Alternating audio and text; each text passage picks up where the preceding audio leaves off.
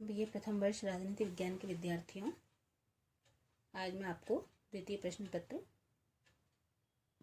भारतीय राजनीतिक विचारक के अंतर्गत प्राचीन भारतीय विचारक मनु के द्वारा प्रतिपादित परराष्ट्र नीति और संबंधों के बारे में बताने जा रही हूँ। मनु ने न केवल आंतरिक प्रशासन के सिद्धांतों का विस्तृत वर्णन किया है, वरन उसने उन सिद्धांतों का भी वर्णन किया है जिनके आधार पर एक राज्य द्वारा अन्य राज्यों के साथ अपने संबंध निर्धारित करने चाहिए।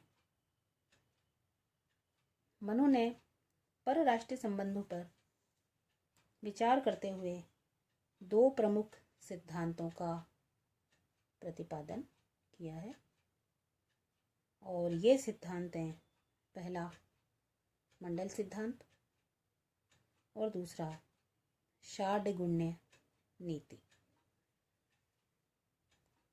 यदि हम सर्वप्रथम मंडल सिद्धांत को देखें तो मनु के अनुसार राजा को महत्वाकांक्षी होना चाहिए, यानी राजा को सदैव अपने क्षेत्र का विस्तार करने वाला और विजेता होना चाहिए। सदैव मन में विजय की लालसा लिए हुए रहना चाहिए तथा उसे अपने क्षेत्र विस्तार के लिए निरंतर प्रयत्नशील रहना चाहिए। इस दृष्टि से राजा को मंडल सिद्धांत के आधार पर दूसरे राज्यों के साथ संबंध स्थापित करने चाहिए। मंडल सिद्धांत का जो केंद्र बिंदु है उसे मनु ने विजिगीषु राजा की संज्ञा से परिभाषित किया है।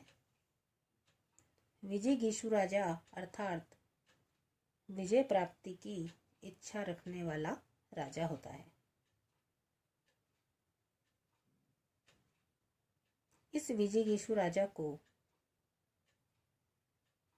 मनु ने केंद्र बनाया और विजिगीषु राजा को केंद्र बनाकर 12 राज्यों के मंडल की रचना की गई।